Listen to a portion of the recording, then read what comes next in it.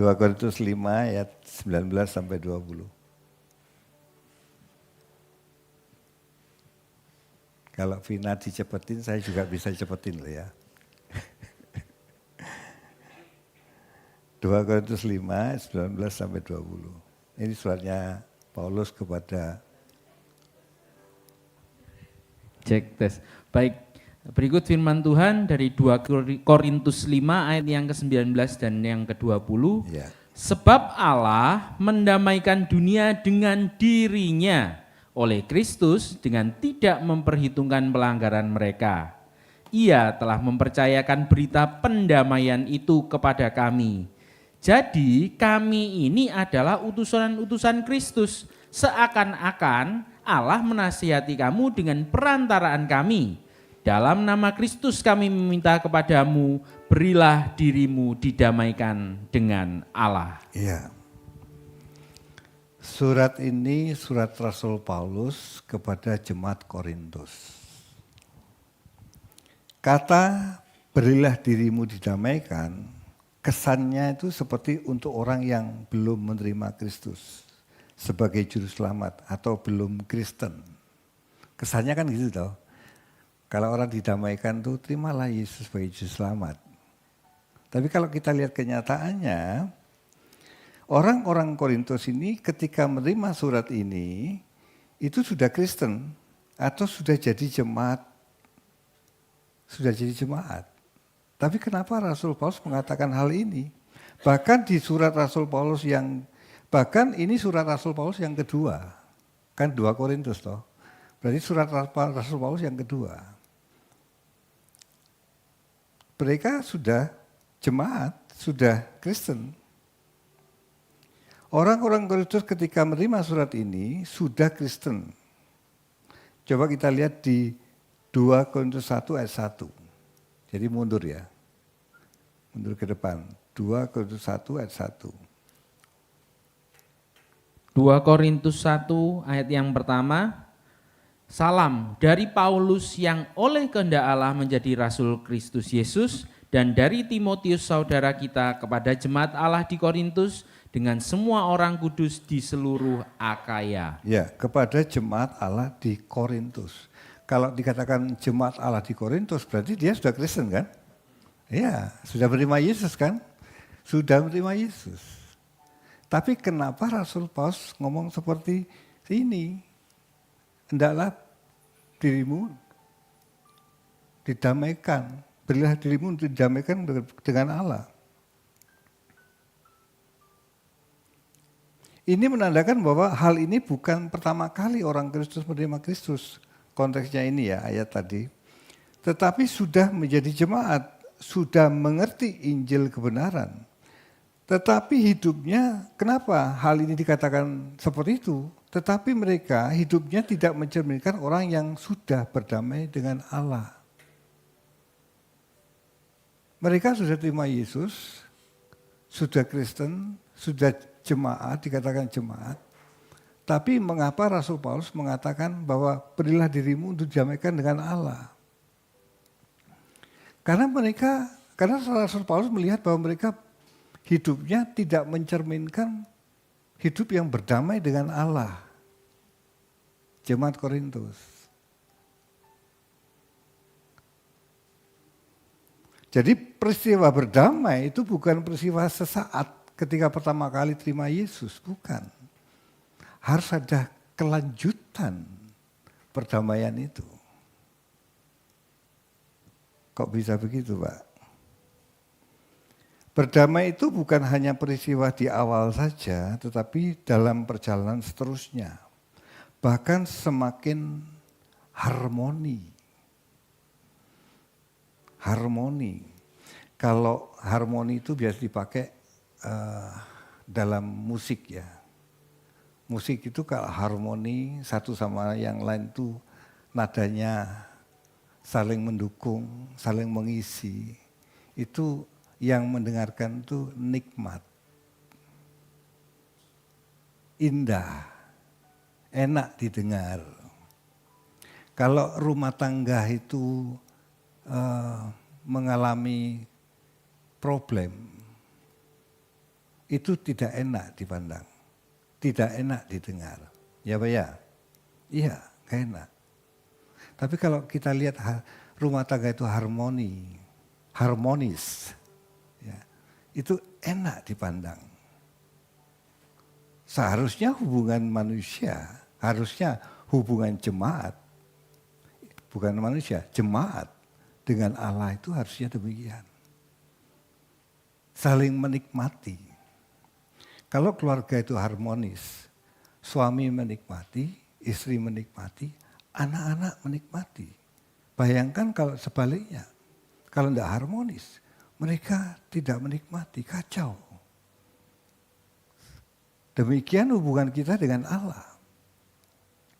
Kalau hubungan kita dengan Allah, itu akan menjadi indah. Ini bukan hanya di mulut, tapi kehidupan sehari-hari.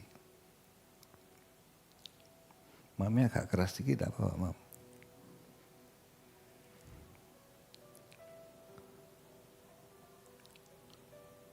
Berarti peristiwa berdamai dengan Allah itu, berdamai ini bukan peristiwa saat, tetapi peristiwa yang panjang dan penuh perjuangan untuk diperjuangkan, untuk dijaga. Suami istri yang bertengkar, suami istri yang lagi bertengkar hebat sampai pisah ranjang, bahkan sampai pisah rumah, mau diperdamaikan oleh seorang sahabat. Ini satu misal ya. Kalau salah satu sudah nggak mau, nggak bisa diperdamaikan. Ya Pak ya? Iya, nggak bisa. Kalaupun dua-dua mau diperdamaikan, belum tentu benar-benar damai kalau mereka tidak saling mengerti, saling merubah diri. Mana-mana yang harus diselesaikan, mana yang nggak disukai, mana yang disukai, saling memaklumi kelemahan masing-masing, saling menerima kelemahan masing-masing. Kalau suami istri nun jauh di sana, satu misal dia bertengkar hebat, terus mau diperdamaikan oleh seorang sahabat, dipertemukan, dipertemukan. Yang satu bilang gimana kamu masih mau hidup sama dia? Oke. Yang satu dikatakan masih mau, oke. Sahabat ini rindu bahwa dia bisa mengalami damai dalam keluarganya, dipertemukan. Ketika dipertemukan, bukan hanya dipertemukan saat itu, tapi dia harus menjaga hari-hari yang ke depan supaya mereka berdua tetap damai. Kalau tidak bisa. Mereka dua-dua harus berubah. Kalau tidak, dia tidak akan damai lagi. Hubungan jemaat dengan Allah itu diperdamaikan awalnya dengan darah Yesus. Tanpa darah Yesus, kita tidak bisa berdamai dengan Allah.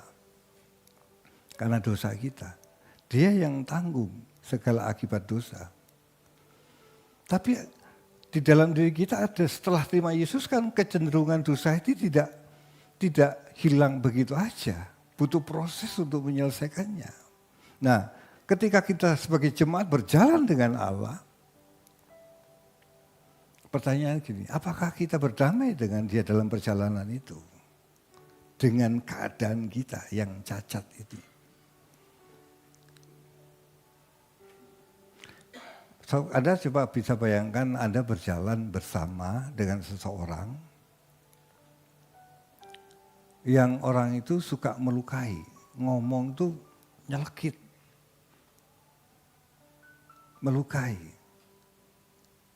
Atau Anda satu rumah dengan orang yang seperti ini, kira-kira Anda gimana? Kerasan enggak? Kira-kira berdamai enggak? Enggak bisa. Sama kita dengan Allah. Kita berjalan dengan Allah. Tuhan, aku mau Engkau menyertai aku. Tapi kita selalu menyakitkan dia, selalu melukai dia. Berjalan sak karepe dewek. Ngerti sak karepe dewek? Mau-maunya sendiri. Kira-kira dia berdamai enggak? Kita mungkin berdamai, tapi dia enggak berdamai. Banyak orang Kristen berpikir bahwa kita diperdamaikan dengan Allah itu hanya peristiwa awal saja.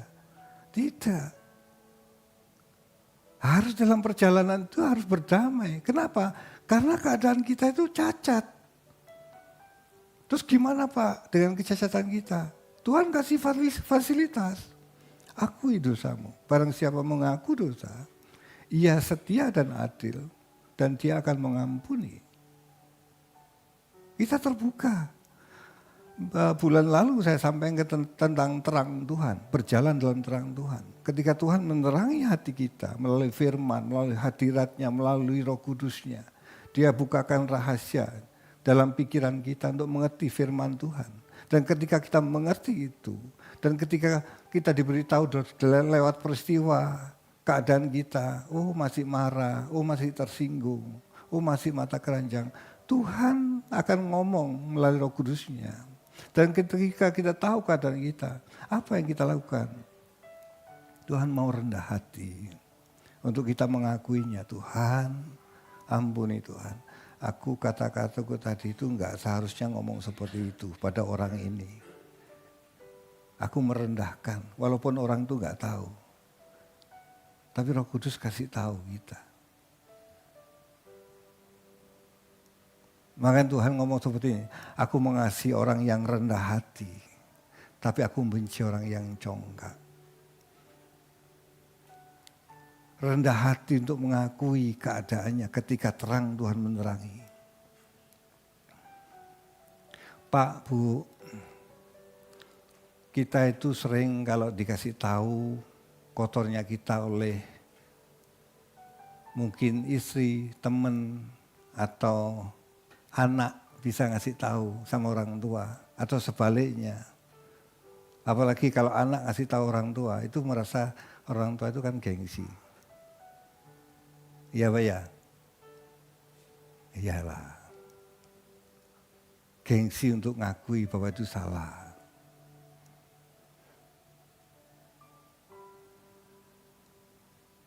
Padahal itu baik loh buat kita. Kalau istri ngasih tahu buat suami, banyak istri kan takut mau ngasih tahu suami. Ya Pak ya, apalagi suaminya pengkhotbah kayak gini, takut dia ngasih tahu. Takut saya ngeluarin ayat gitu loh. Karena saya lebih tahu dari dia gitu loh. Padahal itu baik buat saya. Tapi saya untuk menyadari perkataan dia itu baik, itu tidak sesaat Bapak Ibu. Saat dia ngomong itu saat masih jengkel keluar. Tapi melalui firman yang saya serap oleh Roh Kudus dalam perjalanan, butuh waktu, entah 1-2 jam, entah bisa 1 hari. Itu bisa sadar dan bisa mengakui, ya Tuhan, aku masih seperti itu.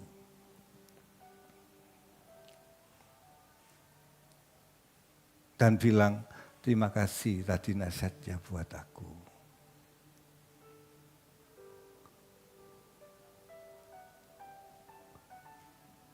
Berdamai dengan Allah. Allah itu nyaman berjalan dengan kita. Saya tadi ngomong kalau kita satu rumah dengan orang yang ngomongnya nyelenget, itu kan gak enak ya. Tingkah lakunya tidak menyenangkan, itu tidak berdamai. Ya. Sebaliknya kita dengan Allah. Kalau hidup kita ini, memang kita tidak sempurna, memang kita cacat. Tapi Allah mau kita rendah hati untuk mengakuinya, supaya dia menyelesaikan kecacatan kita. Amin. Amin.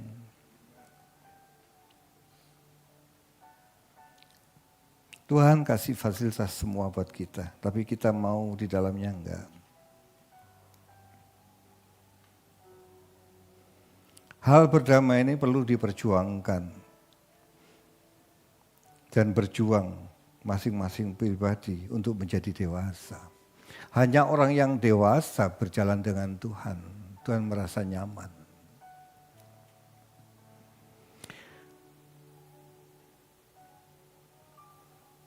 Contoh hidup berdamai dengan Allah itu pasti jelas Tuhan Yesus. Tuhan Yesus itu hidupnya berdamai dengan Bapa. Tuhan Yesus ngomong gini, apa yang aku lakukan itu datangnya dari Bapa. Artinya apa yang dia lakukan itu karena Bapa menghendaki demikian, maka dia melakukan. Bahkan dia ngomong seperti makananku ya ialah melakukan dan menyelesaikan pekerjaannya. Itu hidup berdamai. Hidup berdamai itu tidak punya kepentingan diri sendiri. Kepentingannya hanya Bapa.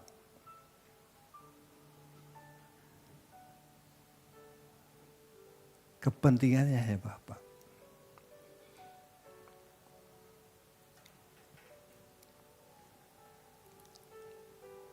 Semua yang dilakukan untuk kemuliaan Bapa.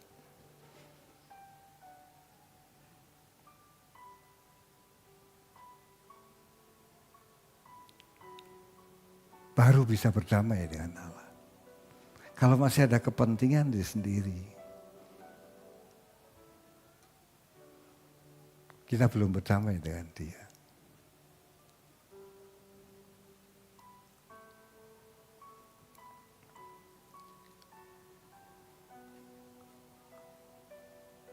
Semua kepentingan Tuhan Yesus itu hanya Bapa. Kalau Anda lihat surat-surat di Injil, Yesus tidak pernah meninggikan dirinya. Dia meninggikan Bapa. Dia tidak ingin untuk disembah. Enggak. Dia tidak pernah ngomong loh. Yang patut disembah itu Bapa.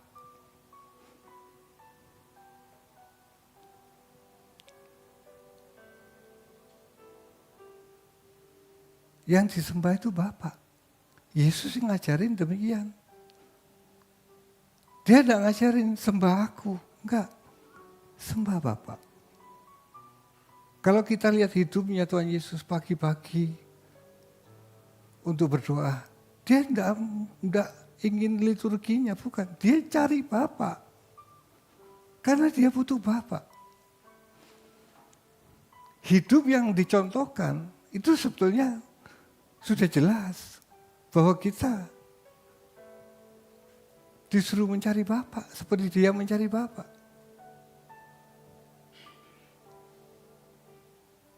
Tidak ada kepentingan dirinya, hanya Bapa semua. Dia mati di kayu salib untuk kepentingan siapa? Bapa. Karena Bapa ingin mengasihi, ingin menyelamatkan manusia. Inilah hidup yang berkualitas. Inilah hidup berdamai dengan Bapa. Amin. Contoh berikutnya, para rasul. Kalau Anda lihat para rasul hidupnya, khususnya Rasul Paulus jelas. Orang yang hidup demi kepentingan jabatan, ketika dia bertemu dengan Tuhan Yesus, ketika dia buta menuju Damsyik, setelah matanya dicelikan, dia mulai mengerti bahwa hidup itu hanya untuk Bapa. Dia dari kota ke kota harus masuk penjara demi kepentingan Bapa. Dia rela lakukan itu. Hidup berdamai itu seperti itu. Tidak ada kepentingan diri sendiri. Bahkan ketika dia berangkat terakhir ke Yerusalem, Rasul Paulus, oleh Nabi Agabus, dia dicegah untuk pergi ke Yerusalem supaya dia tidak mengalami aniaya. Ikat pinggangnya Rasul Paulus diambil, dipakaikan ke Agabus, terus dia bilang bahwa orang yang mempunyai ikat pinggang ini akan mengalami aniaya. Itu sudah jelas. Tapi Rasul Paulus tetap berangkat. Aku tahu Roh Kudus tetap suruh aku berangkat untuk ke Yerusalem. Akhirnya di Yerusalem ditangkap. Bahkan mau mati akhirnya. Walaupun tidak jadi. Akhirnya di pengadilan di Roma.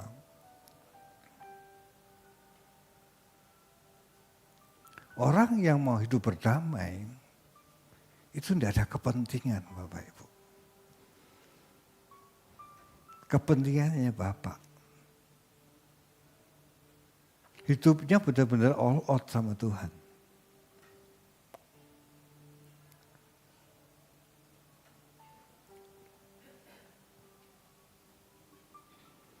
Kita bisa salah karena ketidaksempurnaan kita atau karena refleks manusia lama kita.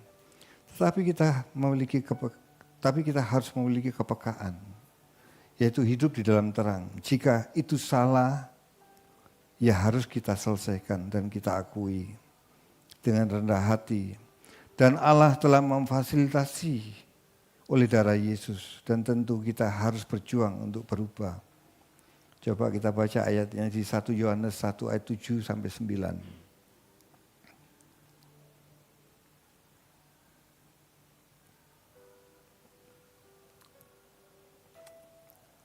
1 Yohanes 1 ayat 7 sampai dengan yang ke-9. Ya. Tetapi jika kita hidup di dalam terang, sama seperti Dia ada di dalam terang, maka kita beroleh persekutuan seorang dengan yang lain, dan darah Yesus anaknya itu menyucikan kita dari segala dosa. Jika kita berkata bahwa kita tidak berdosa, maka kita menipu diri kita sendiri, dan kebenaran tidak ada di dalam kita. Jika kita mengaku dosa kita, maka Ia adalah setia dan adil, sehingga Ia akan mengampuni segala dosa kita dan menyucikan kita dari segala kejahatan. Iya. Kita memang cacat, kita belum sempurna. Kita itu kalau mau aslian tanpa Yesus mati kayu salib, kita tidak bisa berdamai dengan Dia. Kenapa? Kita masih cacat. Kalau Yesus mati buat kita itu anugerah. Dia menyelesaikan. Dan pengampunan itu bukan ketika awal kita terima Yesus, tidak. Pengampunan itu apa yang Anda sudah lakukan, kesalahan yang sudah Anda lakukan. Dan hari ini yang Anda lakukan. Dan yang akan datang yang Anda lakukan, itu Tuhan sudah selesaikan semua. Saya ulang. Tuhan tuh menyelesaikan dosa kita itu bukan ketika awal saja ketika terima Yesus sebagai juru selamat. Enggak. Tuhan menyelesaikan dosa kita itu dosa yang sudah kita lakukan masa lalu kita. Dan sekarang yang kita lakukan dan yang akan datang itu Tuhan sudah tanggung. Tapi bagian kita itu rendah hati untuk mengakuinya ketika Tuhan ungkapkan dalam hati kita. Baru kita bisa berdamai dengan Dia. Tanpa rendah hati, kita tidak bisa berdamai dengan Dia. Amin.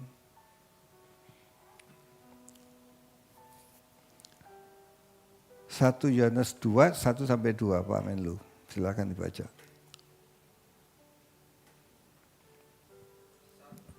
1 Yohanes 2 ayat yang pertama dan kedua. Yeah. Anak-anakku, hal ini kutuliskan kepada kamu supaya kamu jangan berbuat dosa. Namun jika seorang berbuat dosa, kita mempunyai seorang pengantara pada Bapa, yaitu Yesus Kristus yang adil. Dan Ia adalah pendamaian untuk segala dosa kita, dan bukan untuk dosa kita saja, tapi juga untuk dosa seluruh dunia. Iya. Namun jika seorang berbuat dosa, kita punya seorang pengantara pada Bapa, yaitu Yesus Kristus yang adil. Tapi kalau ayat ini muncul bukan terus gampang terus kita mau melakukan dosa begitu aja terus kita berpikir nanti aku minta ampun lagi. Bukan orang itu yang Tuhan maksud ayat ini. Tapi yang dimaksud adalah orang yang mau berjuang untuk tidak berbuat dosa. Dikatakan di atas, janganlah berbuat dosa lagi, supaya kamu jangan berbuat dosa lagi, dosa. Tetapi jika seorang berbuat dosa, karena manusia lama kita, tanpa sadar refleks. Orang kalau sudah biasa mata keranjang, itu refleks Bapak Ibu. Dan dia tidak menyadari. Tapi ketika Roh Kudus kasih tahu, dia tahu, aduh salah tadi aku. Orang bisa ngomong nyeloteh gitu ya, menyakitkan. Bagi dia tidak apa-apa. Tapi itu apa-apa buat orang lain. Tapi kalau dia berjalan bersama Roh Kudus akan kasih tahu sama dia.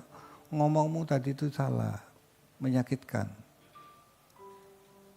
Nah ketika Roh Kudus kasih tahu, belajarlah rendah hati, Tuhan ampuni. Itu berdamai. Memang kita tidak sempurna, saya ulang, kita tidak sempurna. Tapi kalau kita rendah hati untuk diterangi oleh firman, dan kita mengakui dan menyelesaikan, Tuhan katakan, aku menyucikan.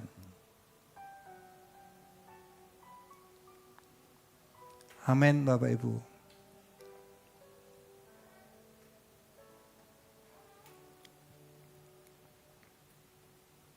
Betapa tidak sederhananya hidup berdamai dengan Allah. Karena keadaan kita yang sudah cacat ini, Allah tentu sempurna dengan karakternya. Artinya kitalah yang harus berubah supaya kita bisa berjalan dengannya.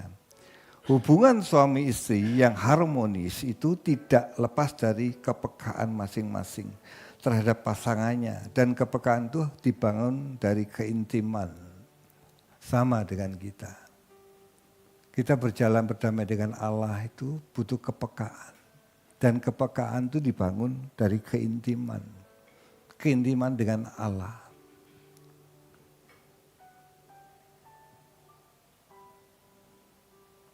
Kalau istri saya, walaupun tidak ngomong ya, saya pernah sampaikan ya, kalau istri saya tidak ngomong pun, kalau ada teman saya datang di rumah saya bertamu, dan dia tidak menyukai orang itu, walaupun dia tidak ngomong saya tahu, kalau dia nggak suka. Ada pernah mengalami ini? Yang laki-laki, ya mungkin sebaliknya juga. Walaupun tidak ngomong saya tahu, oh ini dia nggak suka ini. Itu kepekaan Bapak Ibu.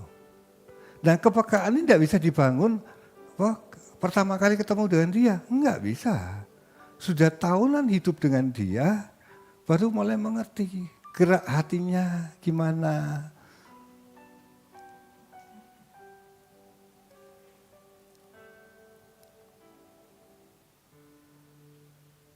Kalau saya melakukan sesuatu terus dia nggak suka, saya bisa merasakan, demikian sebaliknya. Dan ini kepekaan ini hanya dibangun karena keintiman, oleh keintiman. Hidup bersama-sama sehari-hari. Ini kalau ngomong suami istri yang harmonis ya. Bisa merasakan, suami merasakan perasaan istri, istri bisa merasakan perasaan suami. Tadi kalau ada kata-kata yang salah gitu ya, tidak berkenan. Walaupun tidak ngomong, saya bisa merasakan. Demikian sebaliknya. Tentu kalau itu terjadi ya, dengan rendah hati kita harus minta maaf. Sorry ya tadi, sikapku tidak baik. Demikian hubungan kita dengan Bapa. Ketika kita berjalan dengan Bapa dan kita mengalami suatu peristiwa yang kita tahu, aduh Tuhan, aku salah dalam hal ini. Mungkin ngomong tadi, mungkin sikap, mungkin mata kita, mungkin kita ingin sesuatu yang Tuhan tidak inginkan.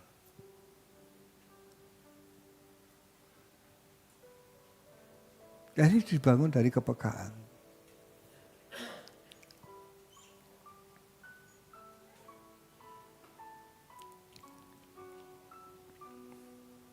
Dan kepekaan itu bukan otomatis datang dalam kehidupan kita. Ketika orang terima Yesus sebagai Juru Selamat, awal mulanya langsung kepekaan itu ada dalam diri orang itu. Enggak, harus dibangun. Kenapa orang Kristen satu sama yang lain, yang satu peka, yang satu enggak? Ya karena yang satu enggak membangun, yang satu membangun. Hubungan intim dengan Allahnya. Mengapa kita harus memiliki waktu khusus berdoa? Salah satunya ini. Matius 6 ayat 6.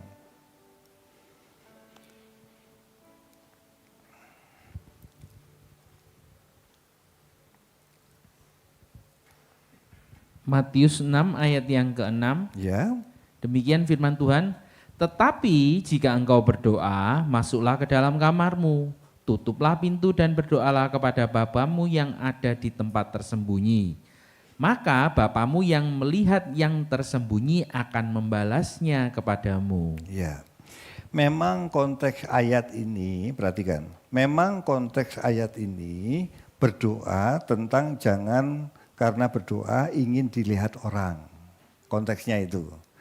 Jadi kalau kamu berdoa jangan ingin dilihat orang. Konteksnya seperti itu memang ya.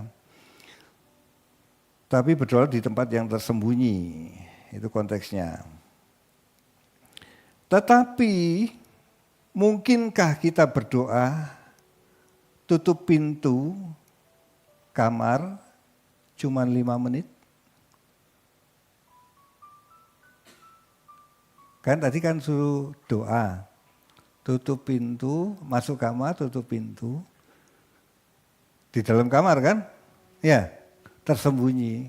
Mungkinkah orang masuk kamar, tutup pintu, doanya cuma 5 menit? Hah? Halo? Mungkinkah orang masuk kamar, tutup pintu, doanya cuma 5 menit? Itu sebetulnya ada pesan implisitnya yang tidak tertulis. Bahwa berdoa masuk kamar itu butuh waktu panjang Bapak Ibu. Tidak cukup 5 menit. Minimal 30 menit. Itu membangun keintiman Bapak Ibu. Pak, saya berdoa 30 menit itu tidak dapat apa-apa ya Pak? Ya diem aja Tuhan, ya diem, saya diem. Terus gimana Pak? Ya tidak apa-apa. Lalu kalau Anda tidak bisa nyanyi, mau nyanyi. Ya sebetulnya tidak apa-apa, karena sendirian nyanyi di dalam, mau fales tidak apa-apa kan. Halo, kalau Anda nyanyi sendirian masuk kamar, fales kan tidak apa-apa toh, nggak ada yang dengar toh. Sebetulnya tidak apa-apa. Tapi kalau mau nyanyi, tidak nyanyi, it's okay. Tapi yang penting membangun hubungan itu sendiri. Kalau Anda bertanya sama saya, Pak, memang Pak Tony tiap berdoa 30 menit dapat sesuatu? Enggak.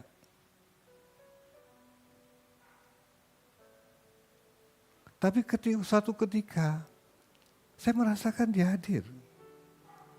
Dan tidak selalu hadir. Enggak. Dia bisa hadir. Nangis. Bukan dinangis-nangis loh, enggak. Bukan bahasa roh, di bahasa roh, enggak. Itu muncul sendiri. Dan kita bisa merasakan kehadirannya. Itulah membangun keintiman. Salah satu.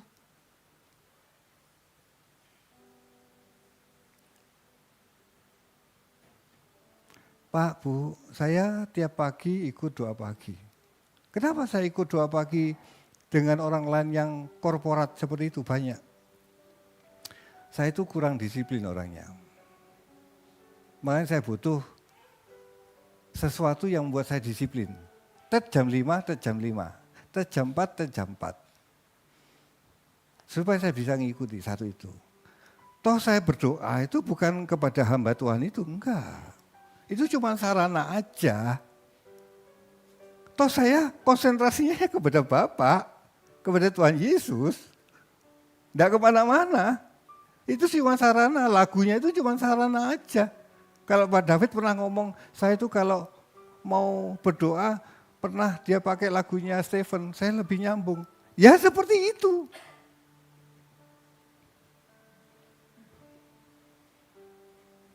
Ya seperti itu. Cuman untuk Tuhan bisa merasakan, tapi bukan dibuat-buat loh ya. Asli memang Tuhan jamah, is okay.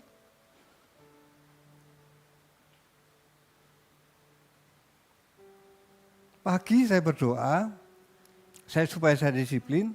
Yang kedua saya bisa ajak istri bersama. Tapi di luar itu, saya punya 2 jam sendiri, 30 menit minimal. Bisa siang, bisa malam. Untuk apa itu? Saya mau membangun keintiman saya dengan dia. Walaupun tidak dapat sesuatu apa-apa. Saya pernah berpikir gini, Tuhan kenapa sih kok berdoa dengan engkau ini engkau gak gampang untuk hadir. Gak gampang untuk menjamah, hadir kan excited gitu kan. Semangat sekali kalau engkau hadir gitu. Kenapa? Tuhan taruh di hati saya seperti ini, pengertian. Tuhan tuh selalu menguji hati kita. Kalau Anda lihat di Alkitab, Tuhan tuh selalu menguji umatnya. Tidak semua orang dengan mudahnya berhubungan dengan dia. Kenapa? Untuk intim loh ya, untuk intim. Kenapa? Karena tidak semua orang sungguh-sungguh sama dia. Yang sungguh-sungguh pun masih diuji.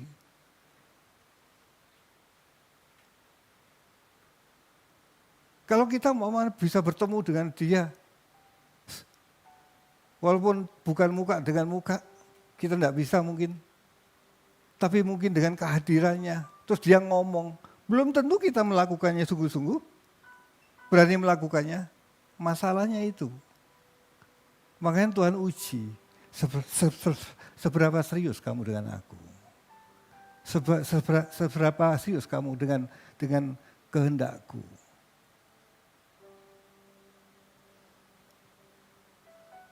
Bapak kita bukan Bapak yang murahan. Dia tebus kita itu dengan memberikan anaknya. Dan itu tidak mudah dijalankan oleh Tuhan Yesus untuk menebus kita. Sering kita menyepelekan. Tapi kalau kita mengerti ketika kita hadir dalam hadiratnya, kita mengerti dengan kegentaran bahwa Allah itu ada. Allah itu bukan hanya dipelajari, tapi dialami. Nah, membangun kepekaan itu demikian Bapak Ibu. Pak, cacatnya kita itu ada yang kelihatan, ada yang tidak kelihatan. Ada yang semakin halus, tidak kelihatan. Tapi Roh Kudus bisa singkapkan dalam hidup kita.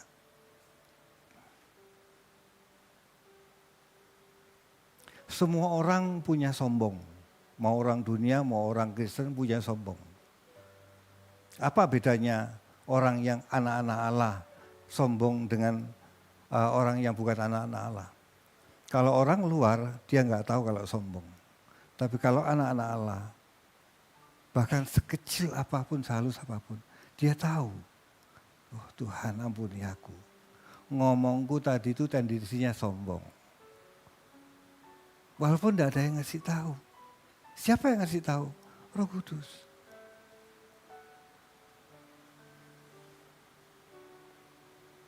Amin.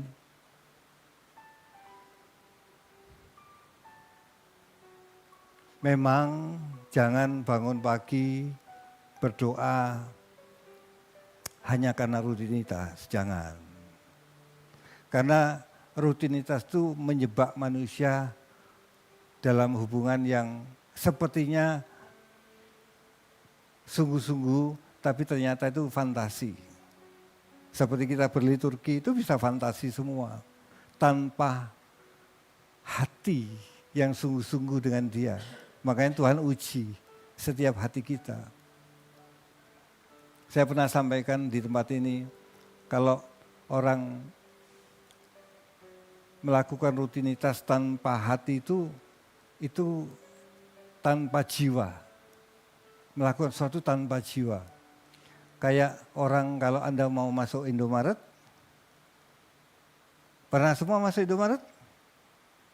Pernah ya? Kalau Anda mau masuk Indomaret, dapat kata-kata apa dari pegawainya pertama? Atau yang terakhir, selamat berbelanja. Nah gitu. Itu dia katakan ingin kita belanja lagi atau karena tugas dari atasannya? Karena prosedurnya untuk sebagai pegawainya Indomaret seperti itu.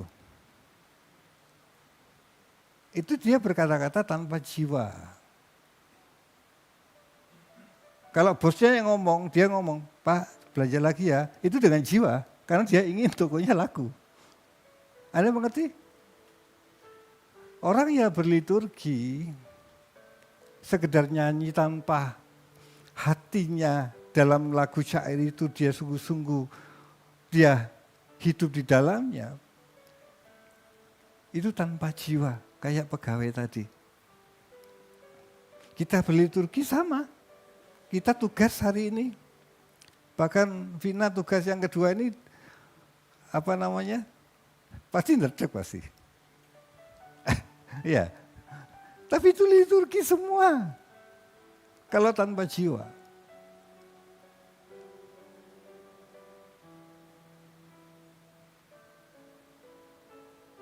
Tuhan tuh mau dari hati kita.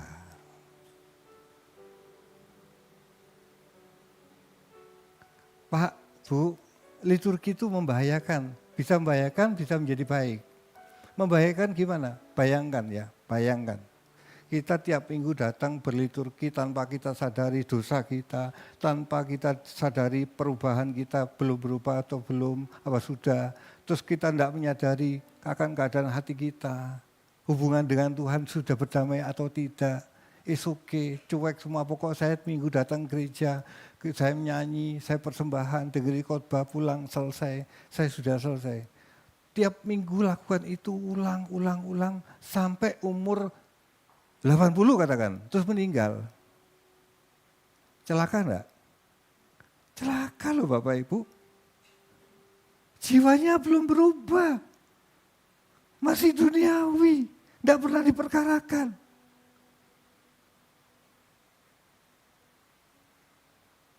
Rugi loh Bapak Ibu ke sini. Kalau itu yang terjadi.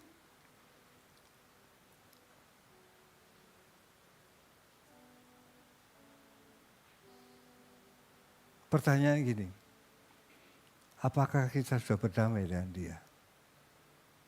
Itu bukan untuk Anda saja, tapi untuk saya.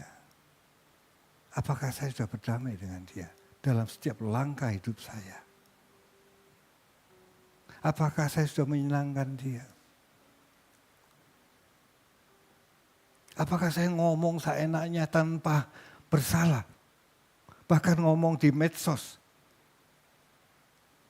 Saya kepingin ngomong apa pikirannya, tak tuangkan ditulis di medsos, biar.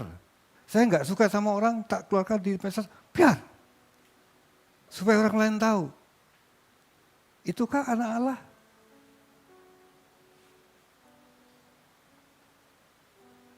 Apakah orang itu berdamai dengan Allah? Meskipun dia Kristen, meskipun dia pendeta, termasuk saya, berdamaikah dengan Allah?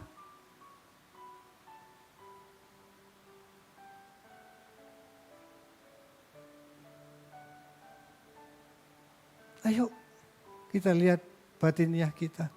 Semua cacat termasuk yang ngomong. Kita tidak sempurna.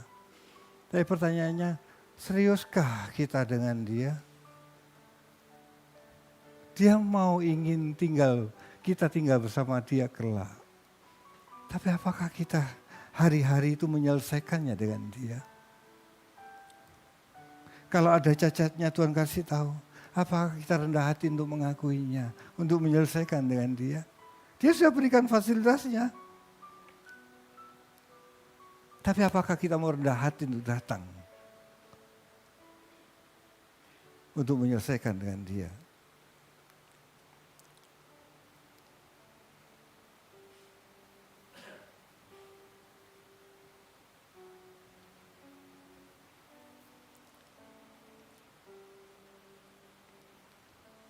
Tentu kalau bicara keintiman, bicara tentang kepekaan, kepekaan akan keadaan kita yang masih sering melukai, dan kepekaan akan kehendaknya untuk dilakukan dan diselesaikan. Bisakah kita dalam 24 jam kita koramdeo itu peka. Tuhan ngomong apa, kita jalankan.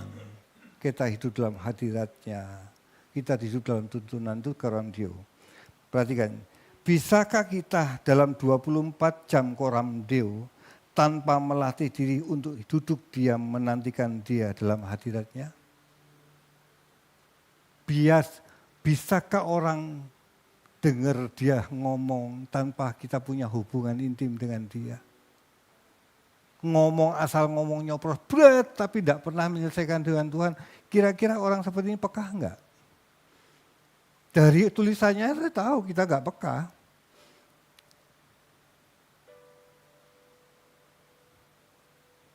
Gak usah jauh-jauh lah. Apakah Tuhan Yesus ngajarin kayak gitu? Anda nulis di medsos, seenaknya gitu, ngomongin orang lain. Tuhan Yesus ngajarin itu? Halo, ini ada manusia enggak di sini ya? Tuhan Yesus ngajarin itu enggak? Hah?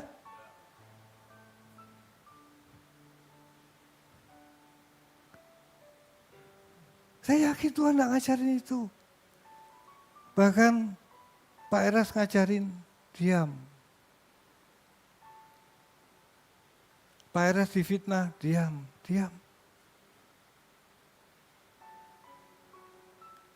Diam itu sakit loh Bapak Ibu.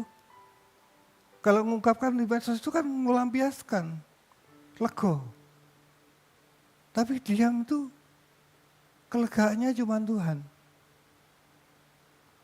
Saat itu tidak lego. Nanti suatu ketika Anda bisa lihat bahwa ketika Tuhan menyertai kita, kelegaanlah itu. Itulah kelegaan. Amin.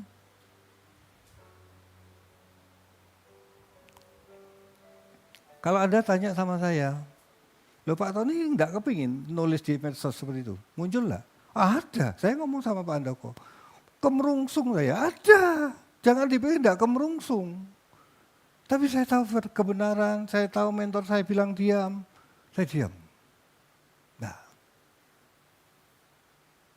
Tuhan tuh tahu semua. Kita belajar menyerahkan semua kepada Dia. Segala persoalan kita. Dia tidak diam. Walaupun kelihatannya diam. Kalau saya ngomong di medsos, berarti saya tidak percaya sama dia. Amin.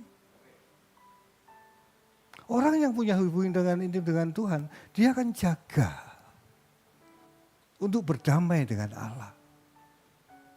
Perkataannya. Jangankan perkataan, pikirannya pun ketika jorok, dia orang lain tidak tahu. Tapi Roh Kudus tahu. Ini loh, dialah Roh Kudus itu dikatakan dialah roh kebenaran yang membawa kita kepada kebenaran. Orang lain tidak tahu di tingkat kita di pikiran. Suami kita, istri kita nggak tahu pikiran kita lagi apa. Itu berkenan kepada Tuhan, berkenan atau tidak dapat Tuhan, nggak tahu. Tapi Roh Kudus tahu. Dia bisa kasih tahu. Dan kalau kita belajar untuk rendah hati, dia akan ngomong. Dan kita akan ngomong seperti ini. Tuhan, terima kasih buat tuntunanmu. Anda tahu dia menyertai kita. Tapi kalau pikiran kita apa, terus langsung ngomong, langsung nulis, Anda tidak peka dengan Roh Kudus. Anda tidak melatih. Makanya jangan sepelekan untuk berdoa. Ada berdoanya mau jengking, mau apa, it's okay. Mau enggak nyanyi, gak apa-apa. Tapi kasih waktu sama dia. Kalau kita enggak pernah kasih waktu sama dia, kita enggak tahu kapan dia ngomong. Walaupun tiap doa belum tentu dia ngomong. Jangan pikir kalau mau intim sama Tuhan itu mudah. Saya ngomong seperti ini, saya belum intim dengan Tuhan. Belum, masih jauh. Tapi mari kita bangun. Orang yang intim dengan Tuhan itu teduh omongannya. Orang yang bergaul dengan Allah, itu transfer spiritnya ada. Dia akan teduh. Yang pasti tidak kasar.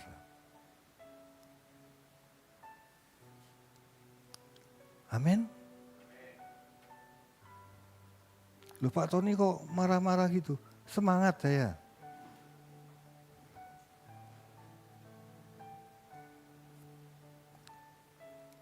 Satu lagi, ini sebenarnya harus habis loh ya ini. Tidak bisa singkat Vin, sorry Vin. Ini seharusnya habis nih ya, waktunya saya. Tapi kalau Pak David boleh nambah seberapa jam, saya boleh kan. Mengapa Tuhan Yesus berbicara tentang puasa? Ada kaitannya Pak? Iya. Itu bicara kepekaan. Kita buka Matius 9 ayat 14.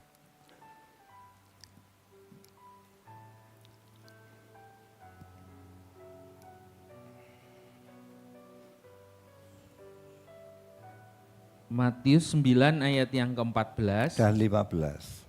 14 dan 15 Pak. Iya, terima kasih Pak Menlu. Kemudian datanglah murid-murid Yohanes kepada Yesus dan berkata, "Mengapa kami dan orang Farisi berpuasa, tetapi murid-muridmu tidak?" Jawab Yesus kepada mereka, "Dapatkah sahabat-sahabat mempelai laki-laki berduka cita selama mempelai itu bersama mereka?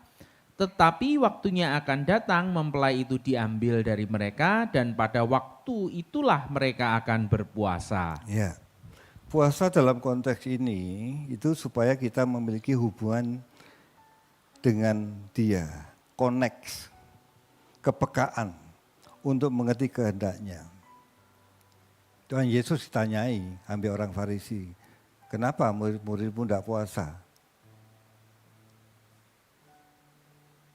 Tuhan Yesus jawab, sekarang mereka bersama aku.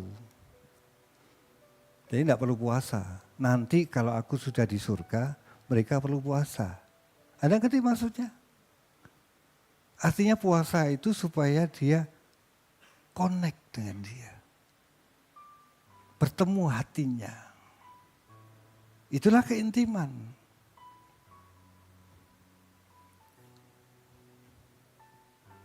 Dalam konteks ini, itu puasa tentang hal ini.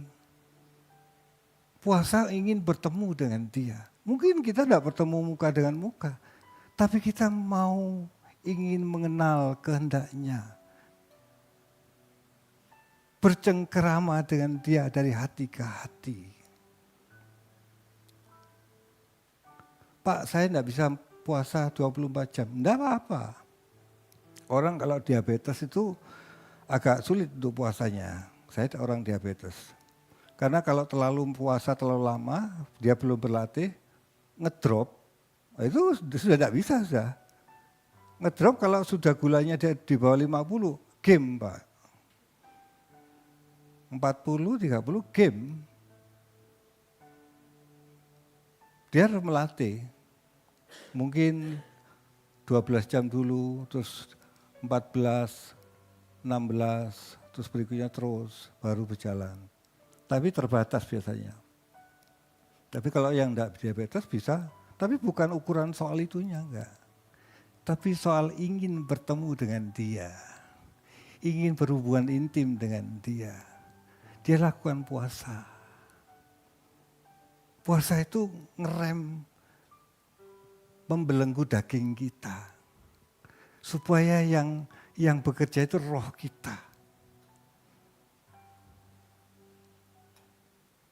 Apakah orang puasa langsung bisa bertemu dengan Tuhan? Enggak juga. Tapi Tuhan lihat niatnya. Orang sudah mau puasa aja sudah niat mau ketemu dia kan. Walaupun puasanya tidak sempurna.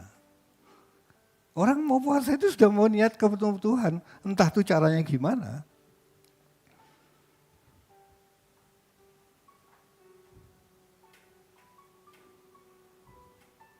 Gak usah gini lah ya.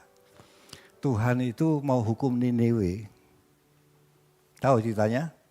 Tuhan mau hukum Niniwe. Terus Yunus enggan untuk membuat mereka ngomong yang sebenarnya toh, karena Niniwe pernah bermasalah dengan Israel. Dia enggan, malas gitu. Tapi akhirnya ngomong toh, Tuhan mau hancurin kotamu ini loh. Tuhan mau habisi kamu.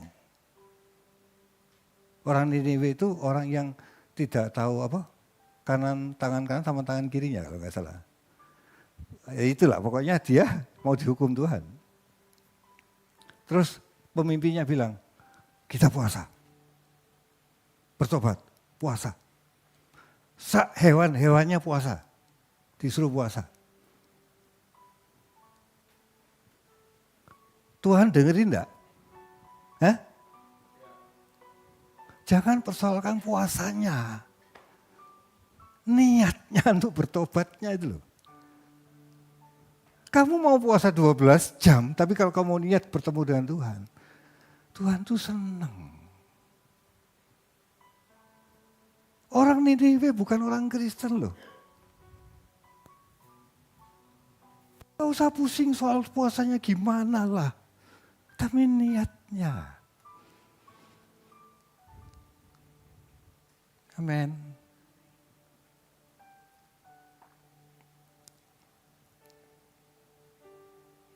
Tuhan tuh sangat memperhatikan orang yang berniat dengan Dia. Dan orang yang berniat dengan Dia harus berjalan berdamai dengan Dia. Kalau orang berjalan berdamai dengan Dia harus memperkarakan keadaannya.